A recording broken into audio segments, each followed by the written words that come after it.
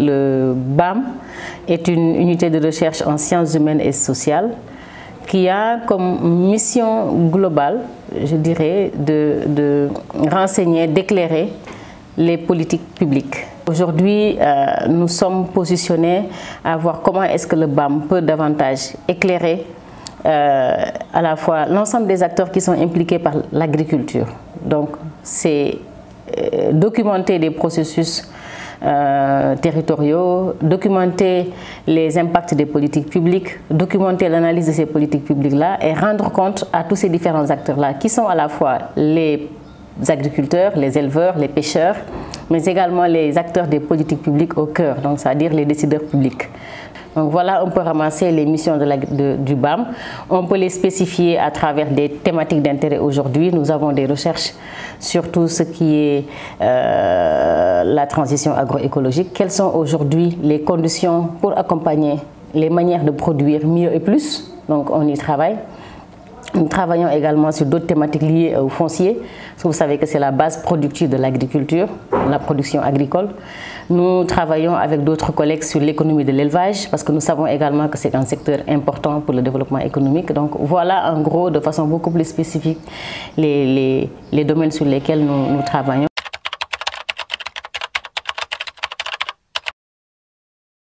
Il faut reconnaître quand même qu'il y a des efforts à faire.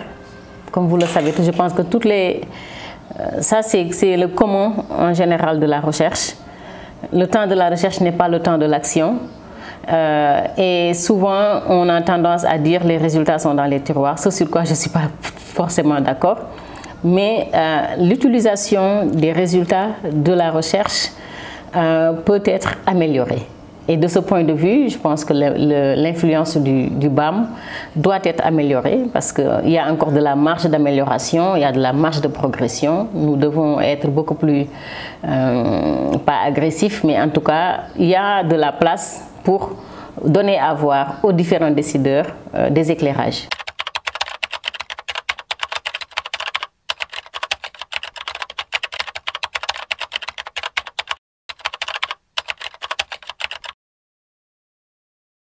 La question de la souveraineté alimentaire est agitée aujourd'hui et on comprend pourquoi, parce que nous sommes dans un contexte de crise multiforme, mais surtout accélérée par la guerre entre l'Ukraine et la Russie. Nous commençons déjà à ressentir les effets de cette guerre-là et c'est ce qui pousse les décideurs à haut niveau à s'inquiéter un peu et à actionner les différents mécanismes de politique publique pour voir comment est-ce que le pays peut mieux se préparer. Donc si le chef de l'État instruit le Mayer pour la transformation de la recherche agricole, c'est parce que la recherche agricole fait partie des piliers de cette souveraineté-là, comme tant d'autres. Et cette transformation de la recherche agricole, elle est nécessaire. Elle est nécessaire pour que la recherche puisse jouer le rôle qui lui est assigné. Elle est nécessaire pour que parce que, comme vous devez le savoir, l'ISRA n'est pas le seul acteur de la recherche agricole au Sénégal. Il y a aujourd'hui les universités agricoles, des institutions comme l'ITA, les think tanks et d'autres acteurs qui sont dans le paysage et qui participent à la production de connaissances dans le domaine de l'agriculture. Mais l'ISRA quand même est reconnu comme le cœur, faut le dire, le cœur de ce paysage-là. C'est à l'ISRA au Sénégal qu'on fait des recherches sur la sélection variétale, donc tout ce qui est relatif aux semences, donc qui est un input très très important pour l'agriculture. L'ISRA est constitué de manière assez intégrée où on y fait des recherches sur l'élevage, sur la pêche, sur l'environnement, donc tout ce qui est lié à l'aménagement et la gestion des massifs forestiers. Donc de ce point de vue, l'ISRA est un acteur important et donc aujourd'hui, si on doit réorienter nos recherches de manière à mieux s'adosser aux objectifs de souveraineté alimentaire, je dirais que c'est même trop tard. Donc ça doit faire partie de nos missions. Et quand on regarde la mission de l'ISRA, dès sa création en 1974, c'est l'une de ses missions, produire des connaissances pour la sécurité alimentaire. Maintenant, nous sommes conscients des faiblesses aujourd'hui de l'Institut. qui sont liées à des faiblesses sur les ressources humaines, des faiblesses sur les ressources financières, mais également la dépendance de l'ISRA et de la recherche agricole sénégalaise sur des financements extérieurs. Et vous savez, comme moi, que quand notre recherche est financée par des ressources extérieures, on a moins de marge de manœuvre pour positionner les objectifs fixés dans les politiques publiques nationales. Donc si aujourd'hui l'État est conscient de cela, est prêt et instruit même au plus haut niveau le ministère pour que de nouvelles orientations se fassent, nous applaudissons des deux mains et nous pensons que ça arrive à point nommé et que cette recherche-là doit jouer ce rôle dans la souveraineté alimentaire. La contribution de l'ISRA, je disais tantôt parmi les leviers de la souveraineté alimentaire, la recherche en fait partie. Vous savez tous, la recherche agronomique, si on peut voir domaine par domaine, le domaine de la culture végétale. L'ISRA est bien positionné dans la production de semences et on ne peut pas produire sans semences.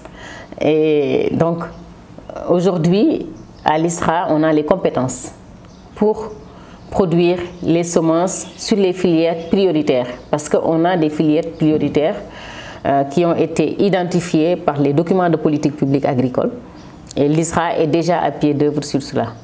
Au-delà de ça, de la production de semences, il y a tout ce qui a lien avec les itinéraires techniques. Donc on produit de la semence, après il faut savoir comment mieux produire. Il y a également, on parle aujourd'hui pour produire, il faut avoir une bonne base productive, donc les sols, la maîtrise de l'eau. Sur les sols, il y a un travail important qui est en train d'être fait au niveau de l'ISRA sur la question de la fertilité des sols. Donc aujourd'hui, l'ensemble de nos projets sur les conditions de la transition agroécologique réfléchissent avec les acteurs au niveau des territoires pour voir comment est-ce qu'on peut restaurer cette fertilité des sols-là de la manière la plus durable possible. Donc ça, c'est quelque chose de très important. Quand on prend un autre domaine sur la santé animale, non seulement il y a les recherches sur la santé animale, donc comment faire face aux différentes maladies qui émergent dans nos zones, mais également tout ce qui est lié à la production animale. Ça veut dire comment on peut mieux produire de la viande, du lait et d'autres sous-produits avec les ressources de nos territoires sans dénaturer ces territoires-là, sans remettre en question la durabilité du territoire. Et on a des équipes de recherche qui aujourd'hui travaillent avec des acteurs du secteur privé national, notamment sur comment mieux améliorer la production de lait local. Donc ça, c'est quelque chose de très important, comme on le fait sur l'amélioration génétique, tout en essayant de voir comment on préserve nos races locales, parce que c'est important qu'on ne perde pas en diversité génétique. Quand on regarde le domaine de la pêche, pareil, vous connaissez tous le centre, le CROD qui travaille sur ça, qui ont aujourd'hui pignon sur rue en Afrique de l'Ouest globalement pour faire l'évaluation des ressources halieutiques. Et encore plus que jamais, aujourd'hui, cette question, quand on parle de souveraineté alimentaire, au Sénégal, la question du poisson, elle est importante. On voit tous les programmes aujourd'hui sur l'aquaculture parce que c'est conscient des contraintes de production de poissons de mer. Et le CROD travaille sur ces questions-là et je pense que dans les prochaines semaines, prochains mois, il y aurait peut-être des notes politiques qui sortiront à ce sujet-là.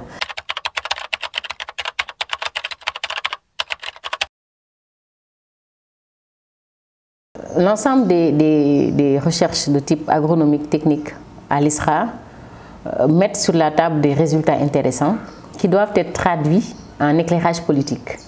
Donc je pense que ça met le doigt sur le rôle essentiel que le BAM doit jouer déjà en interne ISRA. Deuxième dimension, c'est recentrer sur l'analyse des politiques publiques. Ça, c'est quelque chose de très très important parce que au risque de ne pas être diverti, donc aujourd'hui, le paysage international de la recherche est riche de guichets, de projets et d'enjeux de recherche internationaux. Le BAM étant une petite équipe, nous sommes appelés à divers consortiums, mais ce dont on est sûr, c'est comment arriver à ce que toutes nos activités de tous les jours permettent d'éclairer les politiques publiques. Troisième volet, c'est tout ce qui est lié à la prospective. Parce que si aujourd'hui, on n'a pas de réflexion qui anticipe sur les crises, qui anticipe sur la situation de l'agriculture de demain, ça sera difficile pour nos acteurs, les différents acteurs, que ce soit les producteurs ou bien l'État, de prendre les meilleures décisions. Et donc le BAM a parmi ses thèmes de recherche carrément tout un champ sur la prospective. Et nous entendons améliorer ce volet-là par de la formation de nos équipes dans la prospective, mais également dans tous les projets que nous avons actuellement, il y a une dimension prospective et nous sommes en train de réfléchir par exemple sur l'agroécologie, sur les futurs d'un territoire donné qui est le département de Fatick, comment à partir de prospective on peut accompagner les collectivités locales à construire une politique publique territoriale.